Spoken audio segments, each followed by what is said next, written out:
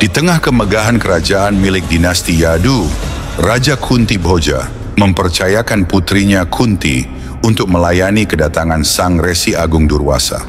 Atas pengabdiannya kepada Resi Durwasa, ia diberi mantra suci dari Atharva Veda. Namun rasa penasaran membuatnya ingin mencoba kekuatan mantra itu, dan dari sana hadirlah Dewa Surya. Dari cahaya sang dewa lahirlah Karna, anak dari Dewa Cahaya, namun nasibnya selalu dipeluh kegelapan. Dibuang demi kehormatan, dibesarkan oleh keluarga kusir karena tumbuh menjadi pemanah hebat yang tak pernah diakui. Penolakan demi penolakan menempanya, dikucilkan di pelatihan Dronacharya hingga Duryodhana melihat potensi dalam dirinya. Ia menjadikannya Raja Awangga dan saudara sejiwa seperjuangan dalam pelatihan keras di bawah Parasurama. Karena mencapai puncak kekuatan, namun harus dibayar mahal oleh kutukan. Ketika perang semakin dekat, kebenaran tentang asal-usulnya terungkap. Kesetiaan diuji, ambisi membara, dan takdir mulai berputar. Karena kini berdiri di antara darah ilahi dan luka manusiawi, apa yang akan ia pilih? Dan kini, takdir belum selesai. Inilah episode kedua, Surya Putra Karna.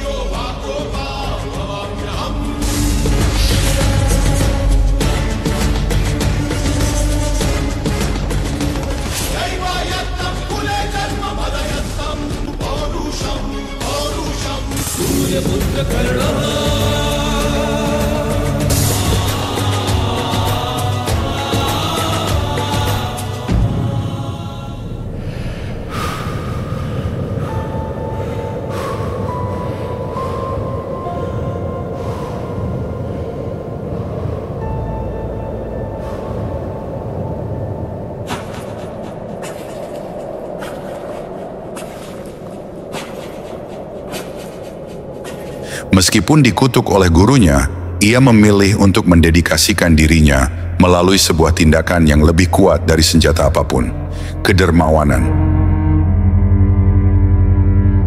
Hidupnya menjadi sebuah bukti yang jelas bahwa nilai kemanusiaan tidak dapat diukur oleh garis keturunan, tetapi oleh kedalaman karakter seseorang. Ditolak oleh masyarakat, dihina oleh kaum bangsawan, karena mengubah rasa sakitnya menjadi sebuah kebajikan luar biasa. Setiap kali seseorang mendekatinya meminta bantuan, ia memberi tanpa ragu. Kedermawanannya bukan sekadar amal, tetapi sebuah pemberontakan yang mendalam terhadap dunia yang berusaha mengecilkan dirinya. Di tempat lain, orang melihatnya sebagai anak dari seorang kusir yang rendah, tetapi dia melihat kesempatan untuk membuktikan keunggulannya yang melekat. Kebaikan bukanlah warisan kelahiran, tetapi dalam tindakan.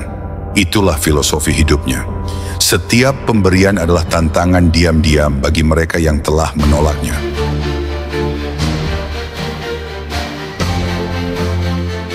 Perang Kurukshetra mulai mendekat, badai perang mulai bergemuruh.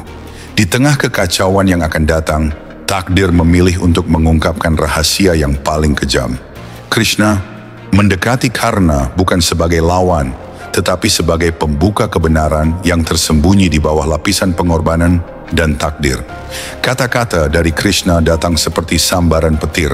Karna bukanlah pejuang rendah yang ia kira, tetapi putra pertama Kunti, saudara tertua Pandawa. Jika kau terlahir menjadi seorang raja, maka kau pantas untuk menjadi seorang raja. Kau tidak diuntungkan, apa kau masih menyebut peperangan ini sebagai sebuah kewajiban? Satu keputusanmu bisa mengubah takdirmu. Misalkan saja, jika Ibu Ratu Kunti adalah ibumu. Bagaimana kau bisa beranggapan seperti itu, Basudewa? Aku adalah putra Adirata dan Rada yang berhutang budi pada Duryodhana untuk selamanya. Tidak, Raja Angga. Kau sama sekali tidak tahu dari siapa kau terlahir. Kau mewarisi kemampuanmu dari Dewa Surya selama ini. Kau adalah keturunan langsung dari Dewa Surya sendiri. Kau bukanlah terlahir dari Adirata dan Rada. Mereka menemukanmu mengapung di Sungai Gangga. Kau adalah putra dari Ibu Ratu Kunti. Itu adalah momen yang bisa menulis ulang sejarah hanya dengan satu kata. Namun karena bukanlah pria yang mudah dipengaruhi oleh janji-janji kekuasaan atau penerimaan, kesetiaannya bukanlah sebuah emosi yang mudah luntur, tetapi fondasi dari jiwanya. Duryodhana lebih dari sekadar teman, dia adalah orang yang melihat nilai dalam diri Karna ketika dunia hanya melihatnya sebagai orang terbuang. Di mana orang lain menolaknya, Duryodhana mengangkatnya. Ketika kata-kata Krishna gagal membujuk Karna, kini emosinya kembali diuji. Menghimbau agar bergabung dengan Pandawa, Kunti menemui Karna di tepi sungai. Permohonannya adalah kerentanannya sebagai seorang ibu. Dia berbicara tentang darah, tentang warisan, tentang sebuah keluarga. Kata-katanya adalah jalinan cinta, penyesalan, dan harapan yang putus asa. Jawaban Karna adalah sebuah bukti dari kompleksitas kesetiaan manusia. Ia tidak akan mengkhianati Duryodhana, namun ia berjanji bahwa ia akan menyelamatkan saudara-saudaranya yang lain, kecuali Arjuna, memastikan bahwa Kunti akan tetap memiliki 5 putra setelah perang. Pada saat itu, Karna melampaui kematian fana. Ia menjadi simbol kesetiaan yang menantang darah dan kehormatan. Keputusannya bukan hanya sebuah pilihan pribadi, tetapi sebuah pernyataan kosmik tentang persahabatan, pengorbanan, dan komitmen tanpa syarat. Perang akan datang, darah akan tertumpah, tetapi tekad Karna akan tetap teguh, tak tergoyahkan.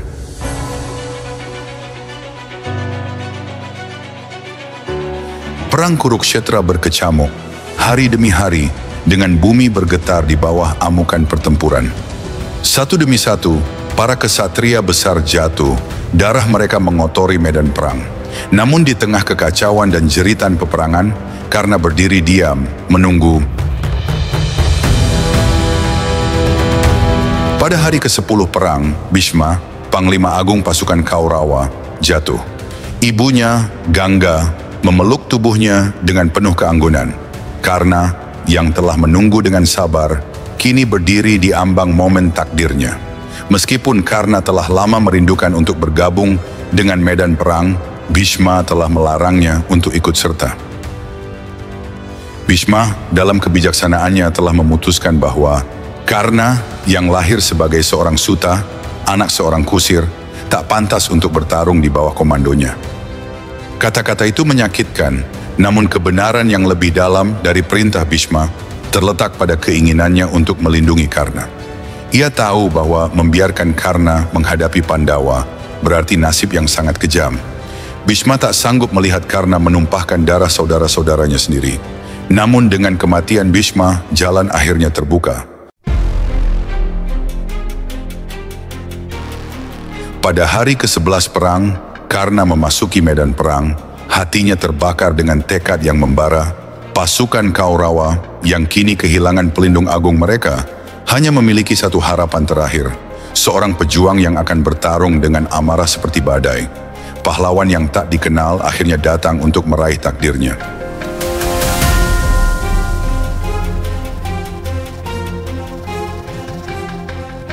Medan perang Kurukshetra membara di bawah matahari yang tak kenal ampun. 2 pejuang berdiri, Arjuna yang dipandu oleh Krishna dan Karna, seorang pria yang keberadaannya adalah bukti takdir luar biasa. Anak panah Arjuna, senjata-senjata surgawi dengan kekuatan luar biasa, tampak meleleh saat menghantam pelindung Karna yang tak tertembus. Setiap serangan adalah pengingat akan perlindungan luar biasa Karna, perisai ilahi yang bukan hanya mewakili kekuatan tempur, tetapi juga puncak perjalanan hidupnya. Krishna mengamati, pikirannya menyusun strategi yang lebih kompleks daripada pertempuran itu sendiri. Ia mengerti bahwa kekuatan terbesar Karna juga merupakan kerentanannya yang paling dalam, kedermawanannya yang tak tergoyahkan. Bagi Karna, kedermawanan bukan sekadar kebajikan, tetapi sebuah perjanjian suci dengan alam semesta.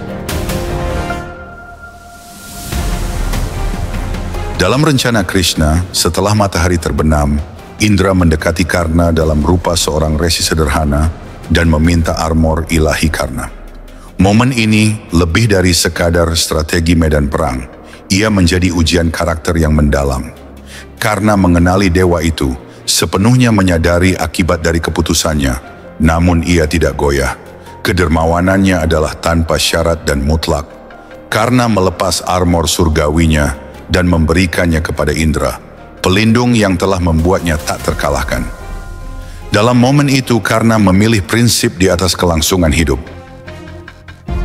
Indra yang menyaksikan pengorbanan luar biasa ini tersentuh lebih dari perhitungan ilahi. Ia memberikan Karna Wasawi Shakti, senjata dengan kekuatan luar biasa yang mampu menghancurkan musuh apapun yang menghadapinya. Namun sebelum Indra pergi, ia memperingatkan Karna, "Dengarkan kata-kataku, senjata ini hanya bisa digunakan sekali saja."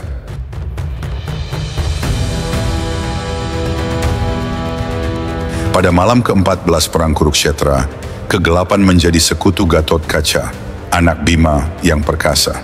Kemampuan supernaturalnya paling kuat di bawah selimut malam, melepaskan kehancuran pada pasukan Kaurawa dengan setiap mantra dan serangan. Ia menghancurkan barisan mereka, mengubah medan perang menjadi mimpi buruk bagi Duryodhana dan para prajuritnya. Duryodhana yang menyaksikan kehancuran itu beralih kepada harapan terakhirnya. Ia memohon kepada Karna untuk menghentikan Gatotkaca sebelum terlambat. Karna yang memiliki senjata surgawi Wasawi Shakti yang diberikan oleh Indra, telah merencanakan untuk menggunakan senjata itu dalam pertarungannya melawan Arjuna. Namun kini dihadapkan pada pilihan yang tiada lain, ia terpaksa menggunakannya. Memanggil kekuatan ilahi Wasawi Shakti, Karna melepaskan senjata itu kepada Gatotkaca. Begitu senjata ilahi itu menghantamnya, Gatotkaca jatuh dan para Pandawa meratap atas kehilangan itu. Namun Krishna tersenyum karena Karna kini telah kehilangan senjatanya yang terhebat yang bisa memastikan kemenangan melawan Arjuna. Saat matahari terbit di atas medan perang, Karna berdiri tegak. Pelindung tubuhnya telah lama hilang, namun semangatnya tak tergoyahkan. Hari ini ia akan menghadapi Arjuna, rival terbesar yang juga saudaranya sendiri. Duryodhana yang terluka dan putus asa menaruh harapan terakhirnya pada Karna, menjadikannya komandan tertinggi pasukan Kaurawa. Perang berlanjut dengan amukan yang tak terbayangkan, namun Karna hanya memiliki satu tujuan: mengalahkan Arjuna. Kedua pejuang itu bertemu dalam pertempuran. Senjata-senjata surgawi mereka menyinari langit yang gelap. Arjuna dipandu oleh Krishna menyerang tanpa henti, namun karena membalas dengan keterampilan yang tak tertandingi. Meski demikian, kehilangan Kawaca dan Kundala telah membuatnya rentan. Dan tanpa senjata Wasawi Shakti, ia tak memiliki senjata ilahi yang dapat memastikan kemenangan. Kemudian, takdir ikut campur. Saat Karna terlibat dalam pertempuran sengit, roda keretanya tiba-tiba terbenam ke dalam tanah. Sang pejuang agung berjuang keras untuk membebaskannya sambil melawan panah-panah Arjuna. Ketika Karna berdiri, rentan dengan roda keretanya terkubur di tanah, ia mencoba memanggil senjata surgawi yang dulu pernah ia kuasai, Brahmastra. Namun, di momen krusial itu, kutukan Parasurama mulai mengambil alih. Mantra-mantra ilahi hilang dari ingatannya, meninggalkannya tak berdaya di bawah panah Arjuna. Dalam keputusasaan, ia berpaling kepada Arjuna dan berkata, "Ikutilah dharma seorang ksatria. Biarkan aku memperbaiki keretaku, dan kemudian kita akan bertarung di tanah yang setara." Arjuna ragu, terikat oleh jiwa ksatrianya. Namun kata-kata Krishna menembus hati nuraninya, mengingatkannya pada ketidakadilan yang telah diperjuangkan Karna. Krishna berbicara tentang dharma, Di mana Dharma ini ketika dia membantu melepas pakaian Draupadi? Di mana Dharma ini ketika dia berdiri diam saat Abhimanyu disembelih dengan kejam? Ia tak menunjukkan belas kasihan, namun sekarang ia memintanya.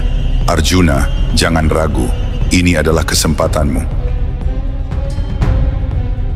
Dengan tekad yang baru, Arjuna memanggil senjata Agni, senjata surgawi, dengan ketepatan yang tak tertandingi. Ia menarik tali busur, tangannya mantap, hati penuh semangat. Anak panah yang bercahaya dengan energi ilahi, melesat maju seperti kilat. Anak panah itu menembus dada Karna, menembus tubuhnya. Sang pejuang besar terhuyung, kekuatannya memudar, penglihatannya meredup.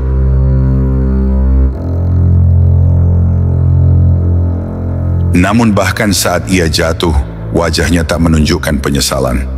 Ia telah berjuang dengan seluruh kemampuannya, menjaga kesetiaannya, dan menerima takdirnya. Saat Karna tergeletak tak bernyawa di medan perang, bumi yang pernah mengkhianatinya sepanjang hidupnya, kini memeluknya. Perang terus berkecamuk, namun ada sesuatu yang mendalam yang telah berakhir.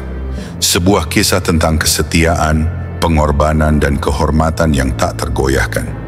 Pria yang lahir dari kekuatan ilahi, namun hidup dalam penolakan, akhirnya menemui takdirnya, bukan sebagai korban, tetapi sebagai seorang ksatria yang tak pernah goyah dari tugasnya. Kematian Karna bukan hanya jatuhnya seorang pejuang besar, tetapi akhir dari seorang pahlawan yang tak dikenal, yang hidupnya adalah bukti dari tangan takdir yang kejam, dan semangat seorang pria yang tak dapat dipatahkan. Saat jiwa Karna meninggalkan tubuhnya, ia naik ke Surya Loka, alam ilahi ayahnya, Dewa Matahari. Dalam kematian, ia dibebaskan dari rantai kasta dan takdir yang membelenggunya sepanjang hidupnya. Krishna mengungkapkan garis keturunan asli Karna kepada para Pandawa yang dipenuhi dengan kesedihan dan penyesalan. Kunti ibunya menangis atas anak yang telah ia tinggalkan, meratapi anak yang tidak pernah ia peluk, ksatria yang tidak pernah ia terima. Kehidupan Karna adalah sebuah paradoks, ditolak oleh banyak orang, namun dihormati oleh takdirnya, dikutuk oleh semua orang, namun ilahi oleh karmanya. Meskipun ia mati di medan perang, legendanya hidup abadi, diabadikan sebagai Danawira Karna, pemberi terbesar, pahlawan tragis dalam Mahabharata, yang keagungannya melampaui kemenangan atau kekalahan,